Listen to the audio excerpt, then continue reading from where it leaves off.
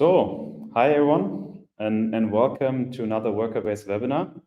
So great to have so many of you joining in today on a Tuesday here. So today's session is all about how you can identify and prioritize high-value use cases for your digitalization initiatives or also worker-based use cases. And as always in our webinars, feel free to use the chat functions for any questions throughout the session. We will pick them up along the session and have a Q&A session at the end. So without any further ado, let's jump right into it. So my name is Florian. I'm a lead value engineer here at Workerbase. I'm also doing a lot of sales lately, but with my background in consulting with IBM and McKinsey, I'm focusing on identifying and prioritizing high-value use cases with our customers, but also calculating business cases. So handing over to you, Robin, for an introduction. Hi, I'm Robin. I started at Workerbase over 2 years ago, and before that I also worked in consulting, in my case at BCG, where I focused mostly on operations and digital topics. At Workerbase, I help our customers identifying the right use cases from the start, supporting the implementation of the first use cases, and enable long-term scalable growth for them. Great, thank you, Robin. So we have prepared an agenda for today's webinar. So here's what we will cover in the next round about 30 minutes. So firstly, we want to give you a glimpse in our introduction in our platform capabilities. Secondly, we want to introduce to you how we are prioritizing and identifying use cases. This also includes the business value framework we usually use with our customers. Thirdly, Robin will give you a hands-on example on a use case, the AI-guided troubleshooting, and also a demonstration, and links it back to value creation. And lastly, as I mentioned already in the beginning, we also have a quick Q&A at the end of the session. But to mention that here already, we are always available. If you have any questions in the meantime, then you can also later shoot us an email after the session. So let's start with a little bit of context. Workerbase has already a significant footprint across the manufacturing industry. So we support global leaders, for example, Bosch already with 80, 90 plants, but also rolling out within ThyssenKrupp, Porsche and Siemens in digitalization their shop floor processes for their frontline workers. But before we're jumping into solutions, let's look at the typical statements or challenges we see when we're engaging with our customers. So here you see different examples. I'm only focused on the green ones here, but you can also read through the other ones. So one example that we're always facing with our customers that they still heavily rely on paper. So many processes are still manual, slow, or prone to error. So secondly, this is the one here on the left side. So knowledge is stuck in the people's head. This is especially relevant from a trend perspective in Europe and also in Germany, as we need to retain the knowledge, as with the demographics, many people will go into pension the next year. So documentation is limited, outdated, or simply not accessible in the way that the operators need it. So, and the third topic I want to focus on is that we see when we are kind of visiting different sites and rolling out our platform and use cases globally, many customers have too many tools and not enough guidance. So there are a lot of tools like Excel, PowerPoint, PDF, and so on to get some information. So operators spend a surprisingly amount of time searching for information, the right information in a fragmented IT landscape. So these challenges we see as extremely common, and they create huge inefficiency on the shop floor. And this is exactly the reason why Workerbase exists. Yeah? With our connected worker platform, customers can seamlessly connect existing systems, build digital workflows that guide operators in real time. So here you see some examples where we can easily connect to different ERP or MES system, creating a machine alarm, connecting also to the machine and triggering an alarm to an operator to go to the machine and fix it, for example. We are also building work instruction, pulling data live from ERP or MES systems. We do digital checklists for audits, quality, or maintenance. And what we also see, this is going here, basically with the green ones getting smaller, that we see a lot of long tail and local applications that we can get rid of with our platform, that then leads to many small or medium use cases, creating compound savings in the plant. So you might now ask yourself how that actually works. So our platform is built across or along 4 key capabilities. One of them I mentioned already is the fast system integration. You on the left side, you see different systems that we easily can connect in. We can connect with SAP, Oracle, but also to the machine data directly. And with our low-code, no-code app editor, it's easy to develop some apps that you see on the right side here. So you don't need any kind of developers anymore to develop use cases. And thirdly, I would say real-time data usage. So with our workflow automation, it's easy to build workflows and use data in real time.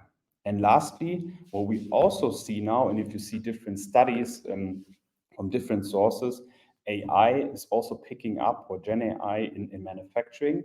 Today, you will see also a use case, and we have many or some customers that already roll out different use cases at scale. So this was a quick introduction into Workerbase, but now let's move on to the core of today's session. So how do we identify and prioritize use cases in the first place?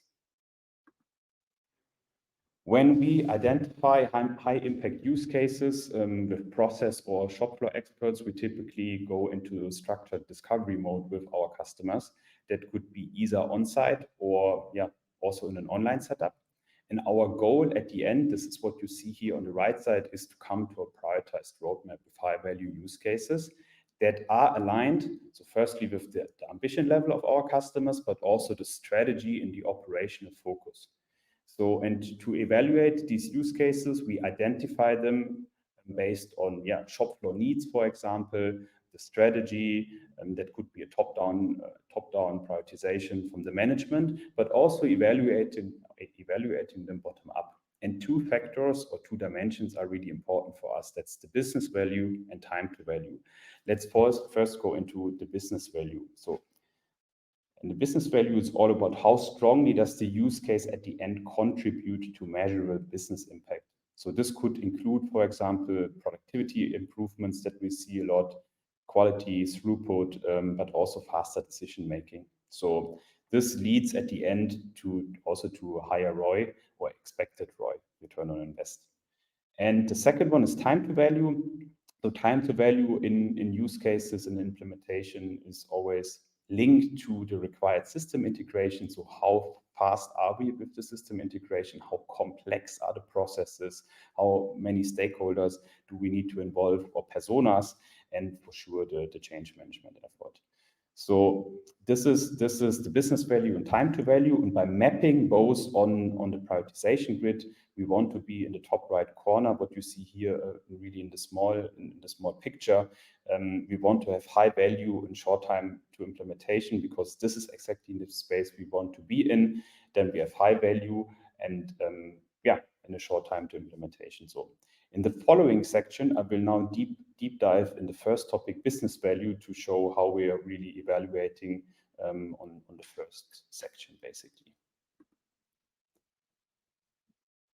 Yeah, so in many customer engagements and in hundreds of use cases that our customers already developed, we came up with a value framework that covers 8 value levers that you can see here. So this is in result of many use cases that we developed. I want to focus on the highlighted ones here in green. So the first one is that we always touch upon is worker productivity and also safety. So operators at the end become more efficient, saving valuable time, and have more time for high value adding tasks. Another one I kind of touched upon already, this is the harmonized IT landscape. So with many customers, what we see, because they have local solutions in the plant, and we can get rid of some of them. So they have at the end fewer separated tools, that leads to a lower IT complexity and also reduced costs. The third one I want to talk about is improved operational performance. That's what you see here on the left side. So Here, for example, we're tackling faster cycle times or a higher OEE or also increased throughput. And the last one, and this is most of the time leading then together in decreased cost or also improved liquidity, so EBIT impact or P&L impact, and it depends a little bit on the use case. If we're going one level deeper now into the framework, so for each of the levers that you have seen a second ago, we also identified the most common KPIs. And for sure, don't want to go into all of them. I want to give you a methodology here, how you can identify the use cases and then also prioritize them. So what we're usually doing is we are firstly identifying the most important value levers for a use case, a value lever, and then also a KPI. That doesn't mean that we always need to tackle all of them for the framework here, but the most important ones. So, for example, if we have there are use cases we're developing with our customers that just impacting worker productivity, then there is the worker that just saves some time and makes the life easier. But there are also use cases, as Robin will show in a second, with the AI-guided troubleshooting. Here we also have a concrete impact on the bottom line. So there is a mean time to repair in the maintenance that we can improve that at the end leads to higher asset utilization and also reduced cost at the end. So it always depends on the customer environment and the use case scope. We select the relevant levers and KPIs. Sometimes we're also changing the framework a bit and develop a custom one. But what we have seen over time is that some of the KPIs are always the same and that we use to, at the end, identify and prioritize the KPIs. So I'm now handing over to Robin for the use case example. He will demonstrate the use case, but then also link it back to the framework that you can get a better understanding how we're really doing it. So handing over to you, Robin. Thanks, Florian. I will now start with our exemplary use case. For that, let me jump into the structure of the use case. So, as you said, Flo, we have a AI-guided troubleshooting case here. And this can be divided into 3 steps. First of all, we have a machine alarm notification. So if a machine has a downtime, it notifies the people who are responsible for this machine to start acting on it. The second step is the troubleshooting advisor. Here we're using AI to search the relevant documentation and the history of what has happened in the past to guide the user through troubleshooting this issue. And then the last step is the AI-powered documentation. Here we can very easily document what has happened, and therefore we are addressing the knowledge capturing issue that Florian has already addressed that we see at lots of our customers. Now let's jump directly into the demo, and for that, here in the background, I have prepared my phone, screen sharing of my phone. And generally we are device agnostic. We can run on Android, iOS, and Windows. In this case, it's an iOS phone. So to start the use case, let me in the background trigger a machine alarm. So this is kind of the first step that would happen. The responsible people would get a notification based on their responsibilities, their roles, and see immediately which machine it is about and what is the issue here. Now I can accept it, and now I am responsible for the task, which will also tell the others that might be responsible as well for this machine that I'm now taking over and handling the issue.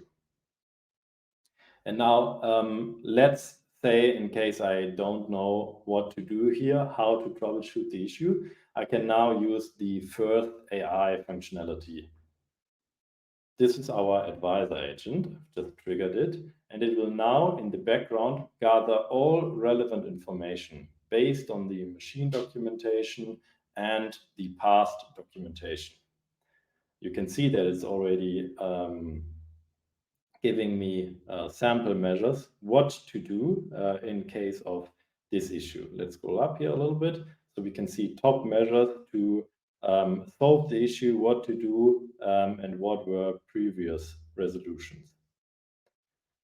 And as you can see, this is a direct response. We don't have to prompt anything. So this is not a typical chatbot, but we know all the context data. So we can immediately guide the user through solving this. Now, in case I want to ask questions, I can still do that and actually get into a chat interface and now ask follow-up questions because maybe I still don't know what to do or I have an additional issue. And to do that, we designed the whole application to be as user-friendly and as quick as possible in a shop floor environment. And in a shop floor environment, we don't want to type on a small screen. We want to be quick, and therefore we can use the speech-to-text functionality. So I can just ask for something, such as, I have a speed over issue during teaching. What do I do to solve this? And you can see how it immediately is generated, the text, and how immediately we are getting a very specific response of what to do and what kind of commands to enter to solve this issue. So here you can see how this is designed to very quickly get to a response without lots of interaction with the system. So this is the second step, the troubleshooting itself. And hopefully I now know how to solve the issue. And now comes the third part, the documentation. You can just click on documentation. And again, we're using an AI that gathers all relevant information in the background and already proposes a documentation in a structured way. So we can see here it is structured by problem, root cause, and measure. And you can also see that the previous conversation with the AI about the speed over and the specific parameters is also included here. So this is already very precise, and I can finish it immediately. But I can also say, no, I still want to add information in here. So I say, no, keep chatting. And I can add maybe, I have reduced the speed a little bit during teaching to prevent the speed over issue. And now the AI adjusts the entry here, and I can immediately finish it, and then it will be saved to our database. That's already the use case and the 3 steps of it. Let's now again look at the value perspective of that and how this use case contributes to your KPIs. So we had these 3 steps. We had the notification, the troubleshooting, and the documentation. And the first step, the notification, of course, it leads to a faster response time because you have mobile devices, you have immediate notifications, so the people on the shop floor can react quicker. And in addition to that, our role handling makes sure that only the responsible people are notified, leading to a streamlined issue resolution and not 10 people running after the same problem. The second step, the advisor, that of course leads to a faster identification of the root cause, which in turn minimizes the downtime. And then the last step, the documentation. Based on my experience in a dynamic shop floor environment, there's not a lot of time to document things. And as you have seen with this AI feature, we make it as convenient as possible. So via the feature, you can capture as much of the knowledge of the operators as possible. And it also does not stop with the capturing only, but of course you want to be able to use it.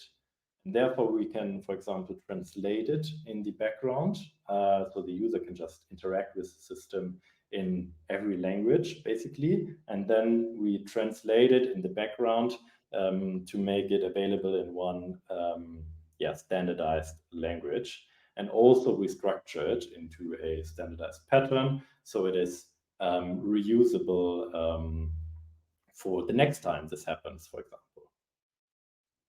And also, of course, this creates a knowledge base in parallel. So capturing the knowledge of your workers and being able to reuse it. Now, the business impact of these values can be structured as follows. This is the framework that Florian has just presented. And our case, our AI-guided troubleshooting case, of course, pays into the mean time to repair. So then the machine is available for producing parts for a longer time of the day. And this is, of course, a direct impact on the asset utilization and positively influences the equipment efficiency as well as the throughput. And then by increasing the asset utilization, only a few percent can already lead to a significant impact on the direct costs, which we can see at many customers. And it's a very immediate effect, which is a very nice thing of this use case. And besides the financial targets, we also positively influence the worker productivity as well as the satisfaction overall, because they have a powerful tool. They essentially have a knowledge base in their smartphone, carrying it around, and therefore they can also be brought up to speed much quicker during the onboarding phase.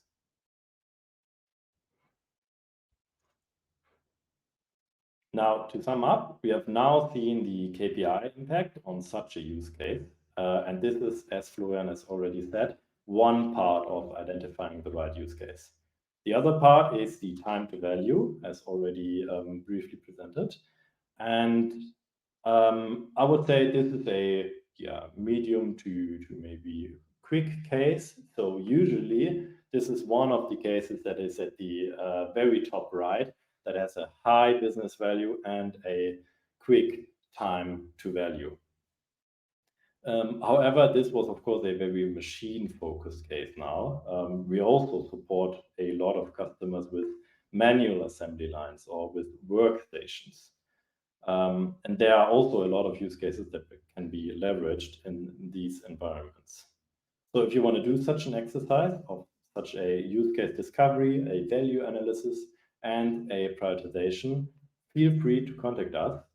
We usually do an on-site 2-hour workshop to identify the right use cases, show the platform, and come to a prioritization as an invest from our side in the beginning.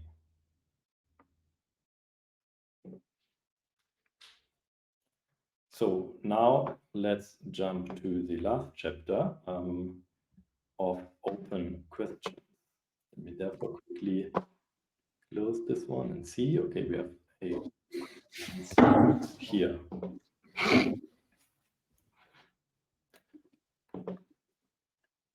Yeah, maybe to jump in, I've seen the first one here, so definitely something that I can cover. So what's the average productivity improvement for a use case like the AI-guided troubleshooting? So it's a really, really good question. So on average, what we have seen, if we're benchmarking a little bit the impact on our Workerbase initiatives, what we have seen with different customers, that on average, I can say that 10 to 20% we see worker productivity improvement, so time savings as well. But in general, we achieve a business impact of compound savings. So the more use case for sure that you're developing based on the platform, the more value at the end you're getting out of it. So what we see with our customers on a P&L impact is that you can save up to 1.5 million easily in a plant. So, and then you can scale it across your plant network at the end.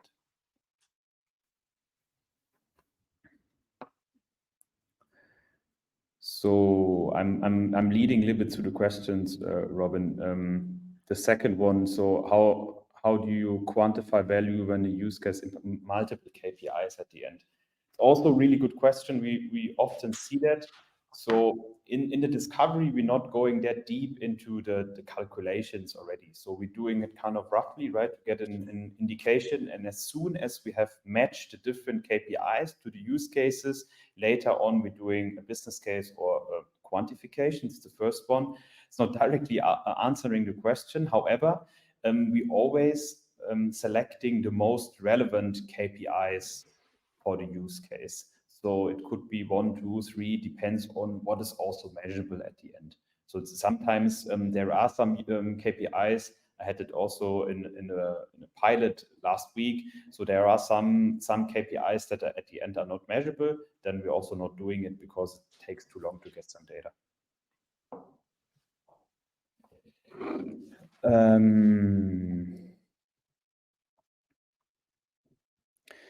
I'm going on the fourth one here, Robin, because I think you can answer it better. So what's the typical timeline from idea to productive rollout of a single use case?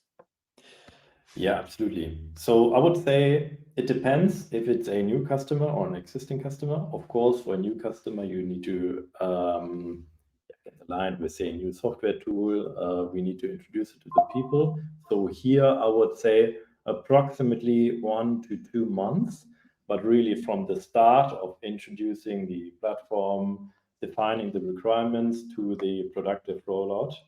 For our long-term customers, sometimes they have new use cases in a matter of 1 or 2 weeks. So I would say this is the approximate time range here.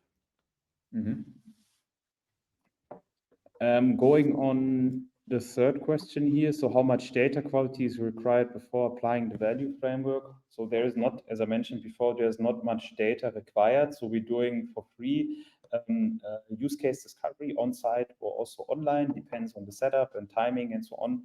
And then we're usually doing it on an objective measure in the first place. If we have some use cases, we're applying the value levers and KPIs. And then later on, we're going into more details into a business case and calculating it. So there is not much needed at the beginning. Maybe continuing with number 5, low effort, low complexity use cases. Here, a typical use case would be an unknown use case.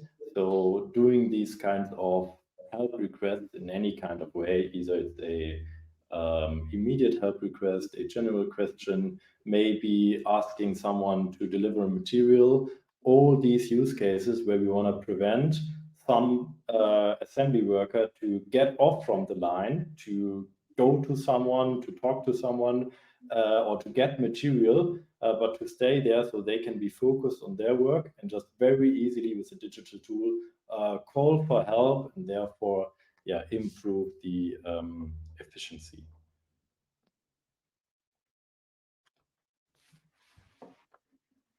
So and maybe also commenting on the next one, the accuracy and reliability from the AI. That's also a good question that we get asked quite a lot. And of course, we have tested this in a variety of use cases, and the accuracy is very high. We also tried to trigger hallucinations, but it always declares very strictly if it does not know something, which is very good and not too easy to do with an AI. But generally, we are very convinced of this functionality and the accuracy of it. Great. Cool. Then thank you very much for all of your questions. So as I mentioned at the beginning of the session, so if you have any questions left, then just shoot us an email or contact us in LinkedIn. If you are interested in an initial discovery or talk about use cases or how they're implemented, we are open to chat. So thank you all for joining, and have a nice Tuesday. See you soon. Thank you. Bye bye. Thank you all. See you soon.